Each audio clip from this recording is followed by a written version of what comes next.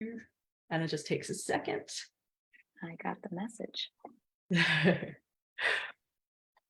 And it's taking more than a second. There we go. I got the message. Okay. There we go. So let me mute this. Okay. All right. What's up, HireClub? I'm Diantha, HireClub's Director of Coaching. And with me today is Coach Natasha Marston. Am I saying that right? Marston? You got it. Yeah. Sometimes they confuse the T and the S, but you got it. I think I've already done that with your name a few times. No worries. But today we're going to be talking about how, well, to assess your options when you get laid off and whether or not starting a business is the right choice for you. So I know in my own experience, I've been laid off before. Like back when I was a substance abuse counselor, I got laid off and spent 6 months unemployed, a little bit like lost and clueless about what I wanted next. So I definitely love this topic of like exploring your options and asking, am I the right person to be my own boss, right?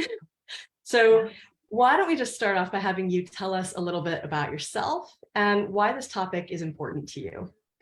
Yeah, I'd love to do that. Thank you. Well, so I'll start from the beginning. I started my career in HR. It's what I studied in college. I studied business administration and HR. And I did all the things that an HR professional would do, right? I was working at a cybersecurity company for a few years. I did HR generalist work. I learned all the different departments of HR, from diversity and inclusion to compensation to project management. And then I moved on to a consulting firm. So I was working internal HR at a consulting firm. And throughout all these movements and learning all these things in HR, I still couldn't get over this like nagging feeling inside me that like, what is the purpose of all of this? A very existential question, right? Of why do I still feel unfulfilled? You know, I'm chasing these promotions. I'm trying to learn and grow and do as others are doing. And yet I still feel this pull and this nag that there's got to be something more to life. And honestly, what I was feeling was a lack of control. I was going through the motions, and I wanted to know what my options were because I just figured life had more options than this. But I was quickly realizing that I had a lot of limiting beliefs that I had to work through. I didn't think I was worth more options or worth discovering what more could be possible. But through this journey, I started to open up to my peers, to my mentors, to fantastic leaders that I've had just a wonderful opportunity of working with. And I landed on coaching, and I finally discovered this beautiful industry and career that fully aligned who I was, what I believe my purpose was, how I wanted to spend my time and my energy and make an impact. I found that in coaching. And so it really was the pandemic that caused me to make big shifts in my life to say, okay, I think I know what my options are. And I think I've been living by this limited set of rules that I've inherited from family, from friends, from society. And I deserve more. Yeah. Corporate America. Exactly. And I truly believe that life is bigger than that if I choose to think that things are working out for me, that there's an abundance of opportunities, life will kind of carve that path for me. So I wasn't laid off, but I still was at this crossroads, and I decided, I just kind of made a decision, and it was a gradual decision. I didn't wake up one morning, I was like, I'm going to leave my job and just do something else. It was something that nagged at me constantly, honestly kept me up at night. And so I think if you have that feeling, that gut feeling, that's something in here that kind of defies logic a little bit, explore that, because that clearly there's some power to it. Okay. Yeah. Yeah. And when it comes to people making career choices right now, so as everybody is aware, like there have been hundreds of thousands of layoffs in the tech industry. And I mean, I've spoken with a ton of people who have been laid off, and there's a lot of fear around like what the future might hold. right? I mean, not only are a bunch of people getting laid off, but now there are a bunch of people competing for all the open job positions. And I know, like, if you go on LinkedIn, you can see like how many people have applied to certain positions, and it's like sometimes in the hundreds, if not more, and that can Yeah. be super intimidating. Mhm. So I know that there's a lot of fear around like getting another job, but I've also read, and I think I shared this article in the group, that like, I think, what is it, 25% of people getting laid off have decided, you know what, forget it, I'm not going to go work for somebody else, I'm going to work for myself instead. Mhm. And I mean, it's a huge leap, right? And I know, Mhm. like, I have my own private practice as well, and running a business can be challenging, and it does take like some thinking through. I mean, like you said, you don't just like all of a sudden decide I'm going to leave like my job and go start a thing. I mean, but I know it can be terrifying, right? There's Mhm. a sense of safety around, having a job with somebody else. But Mhm. I think, like you were saying, sometimes you get this feeling of like, I want more control. I want to do things my way. I Mhm. want to like put myself out there and see what I can accomplish with like my own company, right? Mhm. Big scary idea. But so for people who are kind of in that mindset of like contemplating, do I want to work for somebody else? Because I mean, tech companies are there's some issues with some of the culture right now. Look at Mhm. Twitter, although that's really more Elon Musk. Yeah. Yeah. But so I mean, you can take that route. It's known. Yeah, it could be the same kind of unfulfilling stuff they've experienced before, or you can set out on your own, and that's a whole different scary process with different unknowns. Mhm. So when you went through your own decision, like, how did you like finally get to that point where you're like, you know what, starting my own business, that's what I'm going to do? Yeah. I really think it was the pros outweighed the cons for me. So kind of really looking at the risks. So what I like to tell people is you need to kind of pick your poison, I guess, like pick which risk you'd rather have. So the risk of making your own business, it's long hours, there's the risk of failure, there's the risk of burnout. It's a different burnout than when you're an employee. But then when you're an employee, okay, you have that consistent income stream, but there's less autonomy, there's less flexibility. That sense of accomplishment is is hindered a little bit because it's not exactly what you want to do if you have that desire and drive to do something that is bigger than yourself. And so for me, it was definitely the risks out or the pros outweighed the cons. There's a list of like characteristics that are suitable for entrepreneurs, right? You need to be a self-starter. You need to have that initiative. You need to kind of hold yourself to your own set of standards. Another person isn't putting that for you. You need to have that drive and that energy to wake up every day and keep fighting, keep pushing. It's that feast or famine mentality, right? If you're not making money, you're not eating, right? So it's like, and there was a lot of times where I was like, I don't know if I have what it takes. But I think what caused me to take the leap is I don't want to live the rest of my life regretting that I never tried, Mhm. because what is pulling me is such a deep desire that I need to just try, you know? And I think there was a stat in the articles that we exchanged, where I think for some entrepreneurs, I think like 25% of them, if their first idea doesn't pan out, they're going to try and do something else because they are determined to be an entrepreneur. But then there's a solid like 50% of people that is like, okay, if this thing doesn't pan out, I'm going back. I'm gonna be an employee again, and I'm gonna figure that out. So, um, to answer your question, it was a risk analysis. It was weighing the pros and cons. It was deciding what was worth it and not living my life with regret. Sure.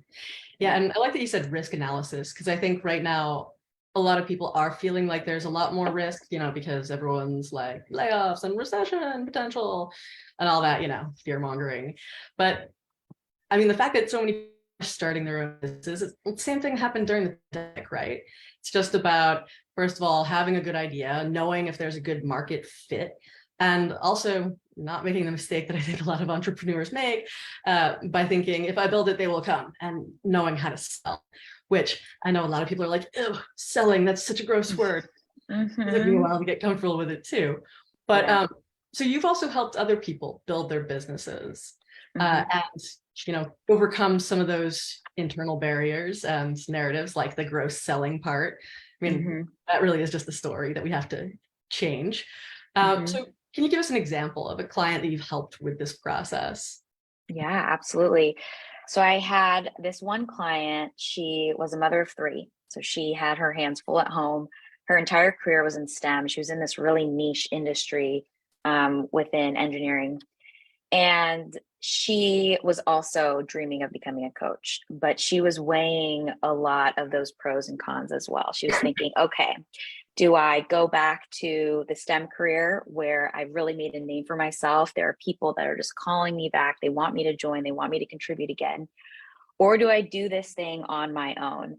And what she was doing was she would take a step in one direction. So try to plan, make her business plan, do some marketing, do some selling, but then apply for jobs on the side.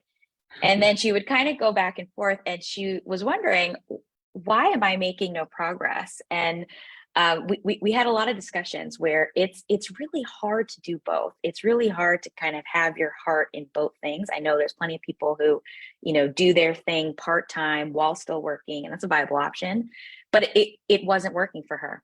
It's hard. And so it was hard. Yeah. And she was exhausted. I mean, she was frustrated by, 3 kids plus job plus side gig. Mm. I know she is When do you a high sleep?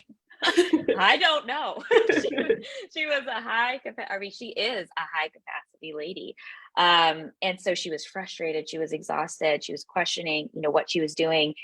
And what we really worked on together was her ideas of perfectionism. Mm, So she felt like, what does it mean to be the perfect mother? Oof, you're setting yourself up for failure for trying to be a perfect mother. yeah. What does it mean to be perfect when creating a business, right?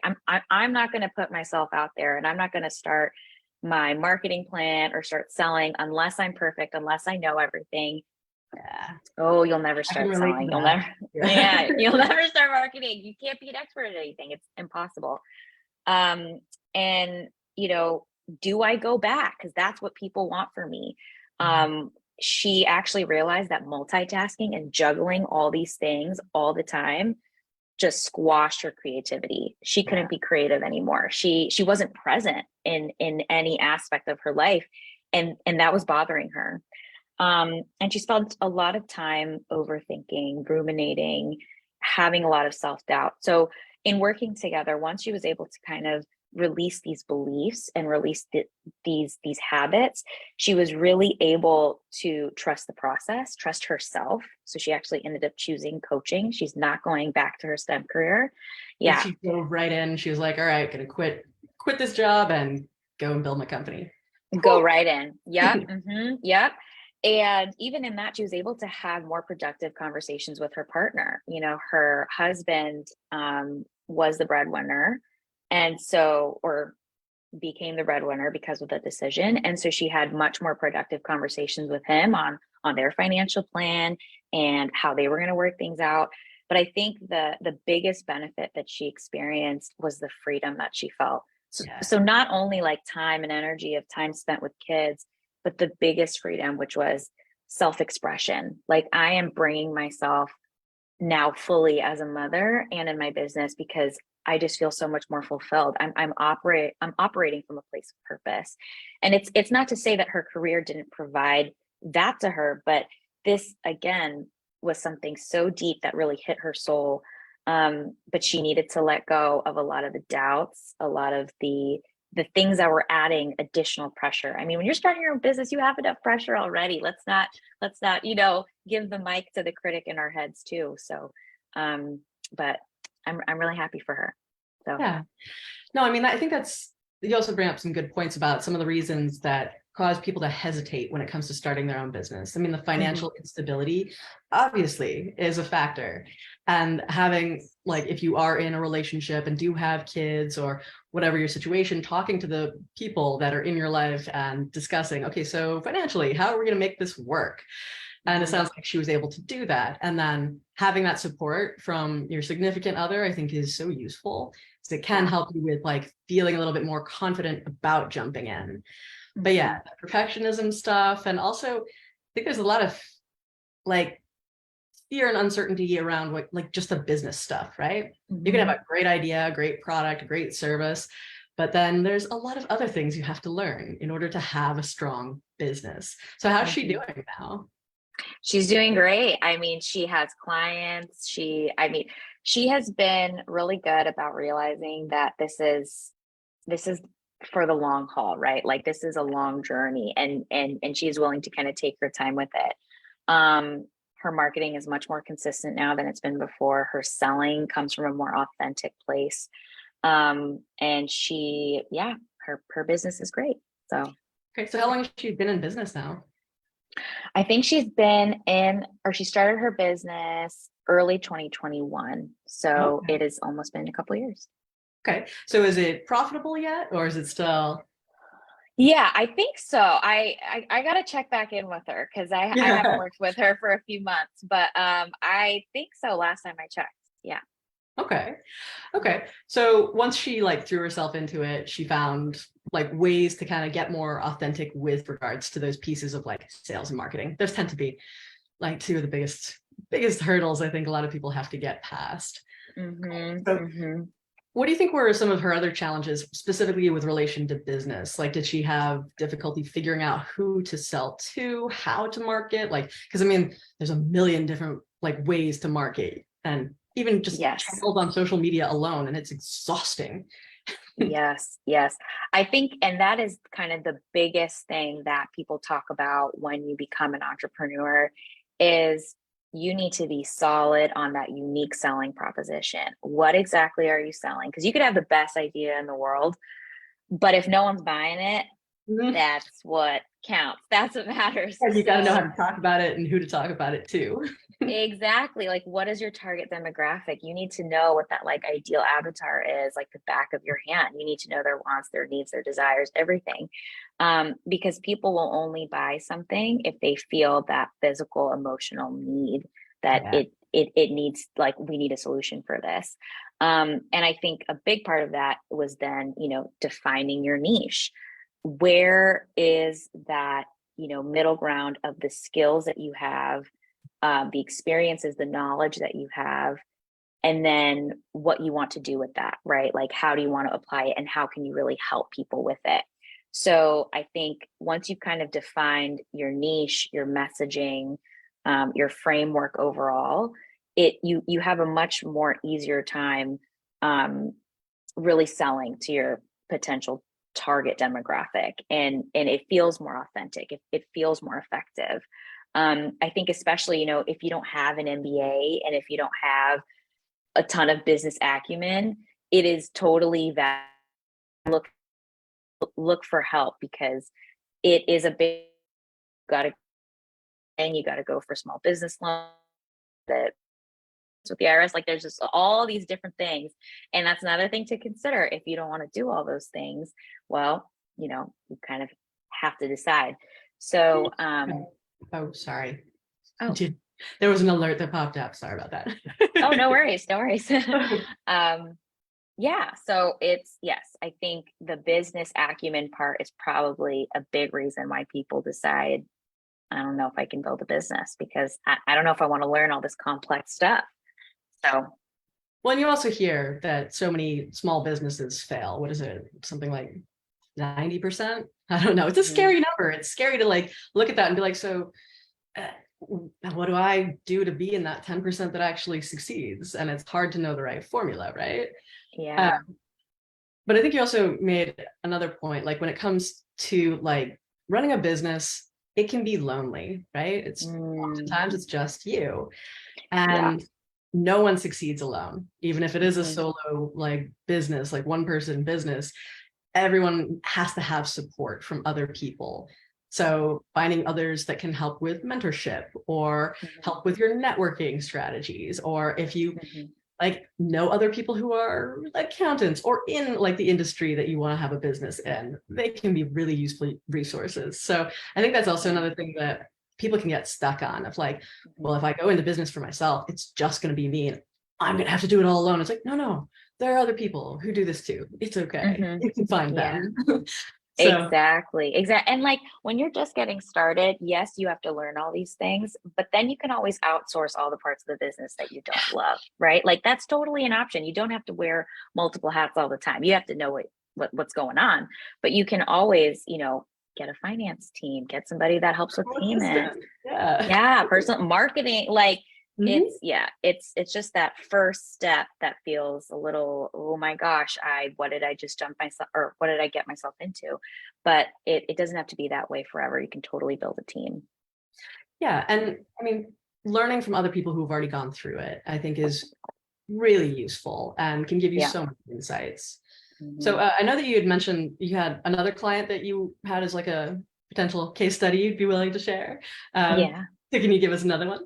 Yeah, absolutely. So I had another client. She started off as a beautician, Mm. and she had studied psychology in school, but fell in love with beauty, went into the beauty industry. As we know, the pandemic totally, kind of turned that entire industry on its head. And so she felt like, okay, this is a good opportunity to kind of reevaluate. I've been in this industry for 10 years. I love it, but I am totally ready for something new. And she spent a lot of time reflecting and figuring out that again, coaching was for her. So she started to explore, and she kind of had similar problems to my other client where she was like, okay, I love coaching, but I don't know how to sell coaching. I don't know how to market coaching. And so what we really worked on together was, again, defining your niche. Who do you want to sell to? Who is your ideal client? Um, what are the skills that you can bring that you know of? And like most beauticians, hairstylists, I feel like once they put you in that chair, it's like, I am ready to give you my entire Oh life, yeah, all my secrets. totally my second therapist. Yeah. Exactly. I get my hair done and I'm getting therapy, 2 for 1. Love it. And so she had that natural ability. She had built those skills over time. And then on top of earning her certification in coaching, um, she was just ready. She was ready to put herself out there. But again, she struggled with the networking. She struggled with her message. So we spent a lot of time refining that. And now she has a very specific niche. She's actually a grief recovery specialist. So she helps individuals, grieving. And a lot of people think grieving, it's the loss of a loved one. But it could be grieving big life transitions. It could be getting laid off. It could be getting divorced. It could be moving across the country and moving away from everything that you've known. And so she specializes in that because she's gone through it so many times and she loves it. So it the common threads here is, what is your unique selling proposition? What are you selling? What is the need you're hoping to fix and solve for your target demographic? And how will you market that? Yeah. Yeah. Getting really clear about how you want to help the people that you want to help, whether it's with a service or an actual product. It definitely makes a big difference. And I feel like being passionate about that piece too, because there are some people who are like, well, I could start a business to make some money, but yeah, it's fine. And it's like, that doesn't sound very excited.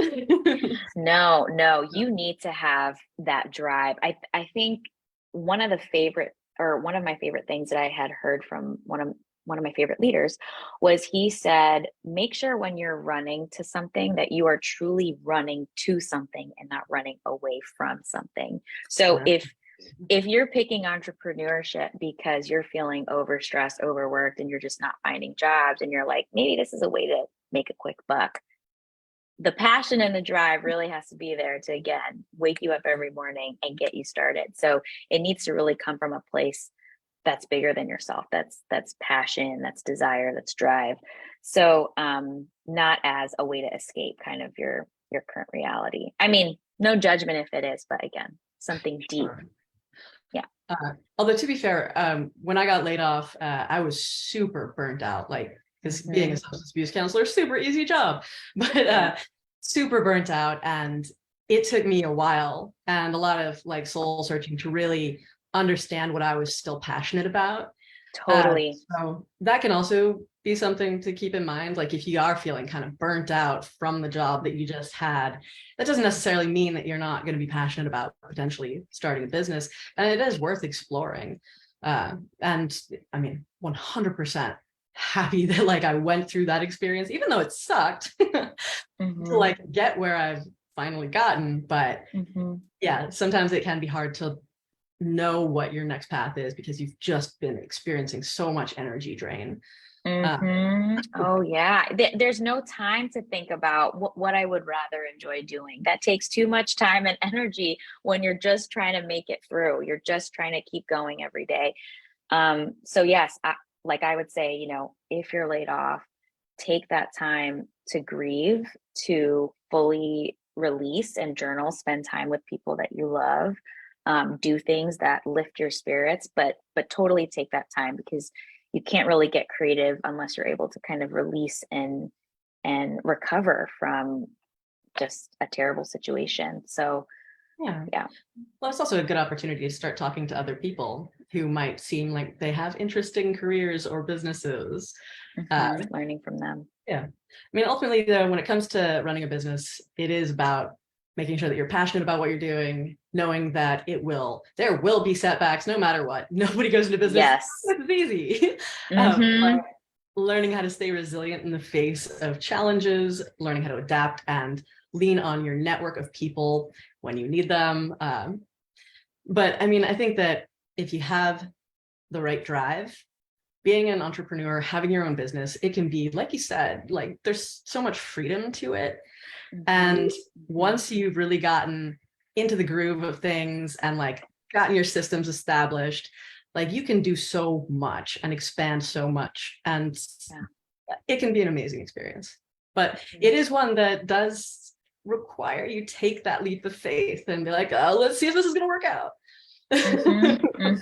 It's faith, it's hope that, you know, it does work out, and it's believing that it can work out. And it goes back to my thinking around abundance, right? You just have to believe that things are working out for you. So if this business doesn't work out, okay, what's next? Do you still have a desire to build another business, or is it living your purpose and your desires and your passions in a different way, maybe as an employee, maybe part-time? You know, there's just so many options. I always tell people to not think so black and white, and to really explore all the possibilities, because they exist. So yeah. And also knowing that what you choose now doesn't mean what you have to choose forever.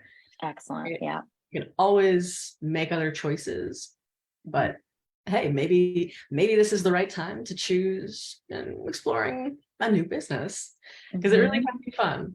But all right, I know we're almost at time, and Natasha did create a little handout for you guys, which is just a little, it's like a quiz-esque checklist that can help with getting a better sense of what kinds of traits do you have that would make you a successful entrepreneur.